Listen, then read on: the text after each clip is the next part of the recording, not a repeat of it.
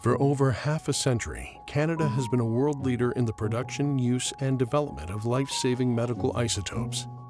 The world is counting on Canada to expand this leadership role to support the diagnosis and treatment of cancer, ensuring medical equipment is safe for use, and to tackle some of our greatest challenges in health sciences. Welcome to the Canadian Nuclear Isotope Council's Isotopes for Hope podcast with your host, James Scongack, Chair of the CNIC. In this series, we interview Canadian leaders who are making a difference every day. We hope you enjoy this episode of the Isotopes for Hope podcast. Today on the Isotopes for Hope podcast, we have Dr. Karin Stephenson, and she's the Director of Research and Education and Support of Nuclear Operations and Facilities at McMaster University. This is an individual that I've had the opportunity to work with over many years. She also serves as the a Chief Science Officer of the Canadian Nuclear Isotope Council. Prior to her current role at McMaster University, she's held many very prestigious roles, including working for the Vice President of Research at McMaster University. And for those of you that don't know, McMaster University is Canada's only research reactor. And we're going to talk today about the important leadership work that is carried out every single day at McMaster University. Karin has over 20 years of experience in nuclear research, radiochemistry, and radiopharmaceuticals. And before joining McMaster University, she served as a director in discovery at the Center for Probe Development and Commercialization. Thank you very much for joining us today, Karin. Thanks. That makes me sound really old, I feel, James. 20. I just passed my 20 years, and I still consider myself young. Okay, so we're in the same boat. We'll both say we're young. Look, I really appreciate you joining us today. You have always provided a great amount of leadership in Canada's isotope sector. And really what I want to start with, before we get into McMaster, I know this is a space you're very passionate about in terms of Canada's role. Can you sort of, when you take a step back and you hear about, you see everything that's going on in radiopharmaceuticals globally, you see the work at McMaster, you see the work we're doing at the Canadian Nuclear Isotope Council, can you just take a few minutes and reflect on sort of the opportunity for Canada in this space? Oh, I think the opportunity is ours to grasp. It's we have a leadership role to play in providing isotopes to the world and making sure that patients, have a chance to fight cancer, and a way to look at precision medicine so that patients get treated, and that there's a reliability in supply. But also we're a tier 1 nuclear nation, and we have the capabilities to take things from, basic science and that will it work, all the way, if it does, and they do, all the way to commercialization. And so that's really special and really unique in Canada. I think we need to do more. And Karin, oftentimes people ask me when we talk about the Canadian leadership position in this space is, what is it unique about Canada? What is it that we have here in Canada, when you talk about that chain, that makes us unique? I think there's a couple of things. The first one is infrastructure, right? So we have at McMaster about $1 billion of infrastructure in nuclear, to the replacement value of that. We also have the largest power plants, nuclear power plants, that are now enabled for isotope production in a way that nobody else is. And so in that infrastructure, and our cyclotron infrastructure at Triumph, we really have all sides of it. And so I think you can have infrastructure, but with infrastructure comes talented people. So we have an intellectual capacity in Canada to do the work with the facilities that we have. That really is the secret sauce, I think. And it seems, Karin, that it's not only that we have the infrastructure, but the time frame to replicate that infrastructure is unique. And as you say, really from production to deployment, we have it covered from top to bottom. So why don't you talk to us a bit about McMaster? When a lot of people hear McMaster, they think of obviously an amazing post-secondary institution, but why don't you talk to us about this gem that you have at McMaster? Thanks. I love talking about McMaster, clearly. I'm quite a proud alumni, but I'm also really proud of our unique suite of facilities and how we're unique in the world in what we do. So some universities will have a research reactor, and some universities, many universities I would say, would have a cyclotron. But what we have is all of it to do isotope production and translational work. So we have not only the research reactor as well as the cyclotron, but we have the high-level lab facilities to go from basic science to the clean room GMP production needs that you need to get to first in man. At McMaster, we're also quite lucky that we have the most, I would say, nuclear-enabled innovation park. And so our innovation park also houses Fusion Pharmaceuticals, as well as Laurentis Energy Partners has a site there. And so we have this translational ability to go right from core to clinic. And so it's really special. And then when you factor in our students and the intellectual capacity with the faculty and engaging, it's really quite unique in the world what we have. And Karin, you sort of take a step back and you think maybe you could share with people some of the isotopes that you do produce at McMaster, and most importantly, what are those isotopes used for? Sure. So, you know, the backbone that most people will think of is iodine-125. It's our, you know, commercial, I would say, production level isotope. So we treat 70,000 patients a year from our reactor, which most people don't know, globally. We ship around the world. So the shipping logistics of isotopes is a just-in-time industry. So you can think of it as a melting ice cube is one analogy. There's lots of those. Shelf life is another one. But really, so we ship it around the world, and we're quite proud of that. We have another product that we partner with Atomby, which is another company hosted at McMaster, as well as Chirumo, to make something called querum spheres, which is a little bead used to treat liver cancer. I should say iodine-125 is used in seeds, brachyseeds that are used for solid tumor treatment. So liver cancer with the querum spheres, really the way that works is it's treating those really aggressive metastatic cancers. And so we're really quite proud to be partnering to make sure that, we're now shipping doses to European patients, and we're doing the sort of the patient readiness, the GMP production, also at McMaster now. So we've moved up that kind of value chain, if you will, but value chain feels a little bit wrong, but it's really making sure that there's redundancy in the supply chain so that patients get treated. So we also produce a lot of other novel sort of discovery isotopes at that level, where we're enabling sort of faculty-led research as well as industry-sponsored research, and making sure that those companies have the research-grade material in order to do the work. So in that space, we have lutetium-177, no carrier added lutetium. We also will make zirconium-189, F-18, technetium-94M, and they're used for a wide variety of applications in both diagnostic as well as therapeutic applications. And so, Karin, I know a number of you know, it's very clear McMaster has a dominant position, a critical role to play globally in this supply. And I know a couple of years ago, McMaster really stepped in at an important time. If I'm not mistaken, it was over the Christmas holidays. Yeah. Can you tell us that story? So are you probably referring to when there was a shortage? And That's correct. Okay.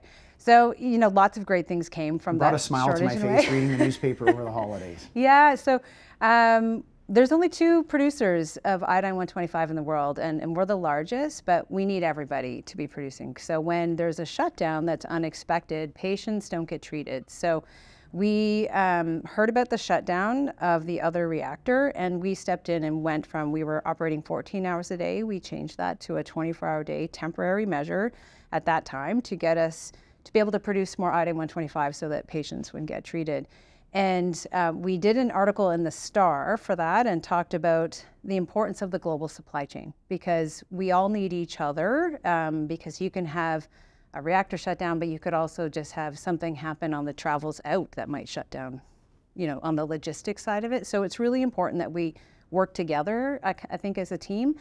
But from that also, you know, it's one of the few times I can say LinkedIn really served me well, because I was contacted through LinkedIn by the Vice President of Air Canada Cargo, and that led to an innovative project with Drone Delivery Canada to look at care by air and how we could use isotopes to be delivered by drones. And so we're not there yet, but that early stage, that thinking forward about how can we do something different, that's the magic for me. That's what I love to spend time in, that kind of interdisciplinary space, or when you're really on the edge of something that's different. Well, and the reason why I ask you about that example, because I think that's an important component of what Canada provides the world. You mentioned, obviously, McMaster is a research reactor. We have our power reactors at Darlington, Pickering, Bruce, Point Lepreau.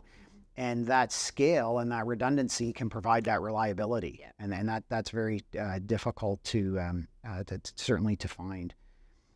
So Karin, you had some great news in the provincial budget last year in 2023, and we talk about the growing demand for our isotopes internationally. You've talked about scaling to that 24/7 production. Can you maybe just share with us just how McMaster is stepping up? You've increased your operational capability, and what is some of the, what's next on that front, or what are we hoping for? Sure. So, I mean, when we look at the history of the reactor, I-125 sales were really keeping the lights on, and we weren't really able to do a lot or as much research as we really would have liked. So as the need for isotopes has grown, it has allowed us to really work with the government to get this investment back into the reactor to change operations. And what that means is when we go to 24/5, which I believe will be in March, we've been hiring like a fiend and training operators and doubled our staff in this last year, which is a tremendous amount of work. But what that means now is when we're at this higher operations, it means more isotopes come into our realm of production. So we don't have that intermittent operation, so now we can make a wider variety and greater capacity of isotopes. The number of neutrons is increased by 300%. So it's a significant shift, and what that also means is a greater opportunity for our students to engage. So we're doing a wider variety of research and discovery, so there's more student opportunity, more chances, and if we look forward, in order to meet this global demand needed that's being asked for by the clinical community and by the isotope growth, as you look at the numbers, they're astounding. We're going to need every student to want to work in this field, and we need to get them excited about it. We need to get them the training to do it. We need to bring them into the facilities, show them, and really ignite that passion for them. And that's our students are the most exciting part. Yeah. So. And let's talk more about that. We've obviously talked a lot about technology, infrastructure, operations, and one of the things I always like to say in the nuclear business at Bruce Power is we're really in the people business. And I think that, when you talked about Canada's advantage, Dr. Stephenson, you talked about infrastructure and people. So how should we be thinking of developing that people power we need long term? It's easy to focus on infrastructure in terms of what are we going to build by when, what do we have online, but what does that pipeline look like, and how do we as a country go about really building that pipeline? Yeah, I think of it in terms of three sort of cohorts of kids, and they're not all kids, but the high school students, we want to engage them. We want to get them when they're really excited. And so we're launching a program this summer that we're calling the Nerd Camp, Nuclear Energy and Radioisotope Development Camp. And we want to bring... I'm in, by the way. I'm in. Count me in. We're going to bring these students and their teachers in grade 10 to McMaster for a week. It's probably their first university experience, and let's really roll it out. Like, let's bring them in, let's make a medical isotope, let's make a radiopharmaceutical, take the time, show them around campus, get them excited about the learning opportunities so that they want to come into campus, a university setting, but they also want to do this type of work. And the advantage of looking at engaging with the teachers is that they also go back, because in grade 10 is where students decide, am I going to stay in science or am I not? And we want all of them to stay in science. I'm a science nerd. And so I really think helping us focus into that kind of high school age is really important, and opening our doors more. But also then at the undergraduate level, we want to engage broadly, right? And we want to engage like the engineers, the science, the business. We need business students to be contributing. We need the humanities and social science students to be helping us communicate properly. So we want it to be broad, and we want to engage them all. So part of our mission is to really embed nuclear and isotopes and the idea of this into the curriculum all along the way. And I think you're really onto something, because when I talk to a lot of young people that are interested deciding what they're going to do with their lives, young people want to make a difference. Oh, and yes. What better way of making a difference than fighting cancer, producing clean electricity? You just think of all the amazing things. It's an incredibly rewarding career. We held and the difference in the university is wild. So I've been on campus for a long time, but specifically and both hosted by McMaster as well as at McMaster proper. And this past week, last Thursday, we held an event with NAGEN and Nuclear Operations, co-hosted it, an industry night. We had to shut down the registration because it was over capacity. They show up and it's unreal. That's never happened. They are coming out in spades. Every time we open our doors a little bit, they're showing up, and it's really impressive. These students want to find how they're going to make a difference in the world, and I think that we are such a natural fit for that, both in many aspects of nuclear. And certainly at a time where it's very difficult to find issues and causes that unify us, that make us proud to be Canadian and make a contribution, this is certainly one. So that's really where I want to pick up. So you've worked a long time in this space, and I sort of want you to, if we were having this conversation 10 years from now, and we'll still be young in 10 years, don't worry. So you project ahead 10 years, it's 2034. Where do you think Canada can be in terms of this international space? Well, if I put my McMaster hat and just look in that sense, I think we should be the leading education. It's like across Canada, like we should be working with other universities. We should be coming together to really be the talent pipeline for the nuclear industry, for the isotope industry, for radiopharmaceuticals. People will want Canadian students. I think also, not that they don't now, they do, but more. And I think that with the leveraging all of if we take advantage of all the infrastructure we have and we're able to execute what the plans are, I think we'll be the world leading isotope production. And Karin, one of the areas we've talked a lot about in other podcasts is the growth of theranostics and the role that plays. And can you maybe just reflect a little bit on that from your perspective, and you know, where do you see theranostics going, and most importantly, what does that mean to patients?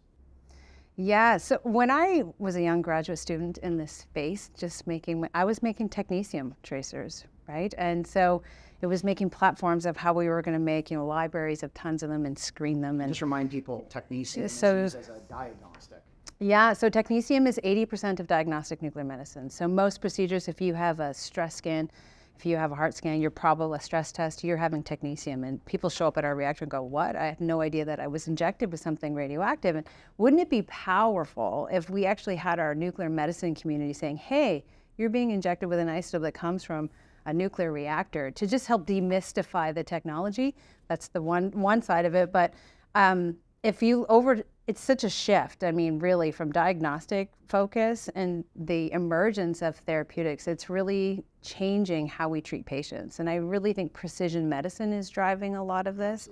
And they work companions. So you need the diagnostic, but you also need the therapy. And having both emerging well, I think actually what will happen in the future, you'll have both. They're both going to be 50-50, not 80% of nuclear medicine is diagnosis. It's going to be both at the forefront, and you have to be able to diagnose in order to treat, and you can't, like, they're going to come together, and precision medicine is driving this. And I like to call it a heat-seeking missile. It's going to find the cancer and only destroy the cancer. You know, we had some other clinicians talk about, and also some not-for-profit groups really talk to us about the journey that survivors have after treatment, and it's not just the time that you're being treated with cancer, it's all the impacts, it's the family, and so, you know, these targeted theranostics will hopefully reduce that impact for people, and that's really what it's all about. Yeah, and they should shorten, right? So that's the part of it too, I think, is you can come for a series of treatments, but if you could shorten that by using a theranostic, by using a medical isotope, you extend the range and the options for a lot of those that would come from remote communities, and we start embracing a different view of how we're treating Canadians. We're a big country with a broad lot of land to cover in order to treat patients. So I think also that there's a space there to talk about medical isotopes and the theranostic, that really it could make an impact on how far they have to leave their families, how the impact and the broadness of it, right? Well, there's a real equity, accessibility issue. I remember years ago in Bruce County, Grey Bruce Health Services, where we had the president and CEO of the foundation was coming to make a pitch to us on supporting a local program so people could get treatment close to home. And one of the statistics she quoted really stuck with me. It was the large percentage of people that will not go for cancer treatment because they don't have the means or the ability to travel to an urban center. And so what you're really talking about there is making it more accessible. Yeah, and the mental health impact of being alone and leaving your family to come and do it. Like there's a whole depth there that I think there's an impact that we could look really broad at what medical isotopes can do. So Karin, as we wrap up, a big component of the Isotopes for Hope campaign is also working not only throughout the isotope sector here in Canada, but working with our federal and provincial governments on the role that they need to play. Can you talk a little bit about that? What cooperation, collaboration, partnership do we need with either the Government of Canada, provincial governments across the country to realize this vision? Oh, it's a big question. I think there's lots of... This is your opportunity to get an ask for the budget. I think there's lots of ways they could help us. There's different ways, and even just in the the shipping and the logistics side, they could really make an impact and help us moving isotopes around the world. A big impact in that alone. But I think even more strategically... And how would that be exactly? Well, I think we should take a look at how we move isotopes even amongst the U.S. and across borders. If we can get across to the U.S., there's far more. In terms of clinical trial impact, I mean, if you can get across the border, the faster you can get there, the better. I mean, this is just-in-time industry, right? So the time really matters, and we've had shipments sit on the term. They get missed, or they get, something goes wrong, and then that means the patient doesn't get treated, especially for Holmium-166 with the shorter half-life. So as we move up a little bit, I-125 is a little less impacted by that with the 60-day half-life, but still, it matters, and it matters to the patients on the other end of it. So I think logistics and supply and helping streamline that and imagining that a little bit better, there's a lot of paperwork that's got to be perfect, and how can we, I wouldn't remove that, but like how could we streamline it and really look at it? With a view of the patient at the end, the impact. And I think also investment. I mean, in making sure that the talent pipeline on the training side of it, we need students and we need trainees, and we need to imagine how they're going to work in all of these facilities that we're building. So you can build lots of facilities, but if you're not bringing in the people to work there, and we need everybody in the nuclear industry, we need everybody to be doing it and to be excited to do it. So we need every institution involved, and we need them to be looking at how we're gonna. So investing in saying that that's a strategic area, investing in education and training in our reactors, in our facilities, making sure that they are ready to go out to the workforce. It's really, I think they could be helpful. Well, look, thank you very much for your insights. Appreciate everything that you do for our sector. Thank you, Dr. Karin Stephenson, for joining us today on the podcast. And please pass on our thanks and best wishes to everybody at McMaster. Okay, thank you very much. Thanks for having me. Thank you for listening to this episode of the Canadian Nuclear Isotope Council Isotopes for Hope podcast with James Scongack. Please share this podcast and follow us to stay in the loop. To learn more, please visit our website at canadianisotopes.ca.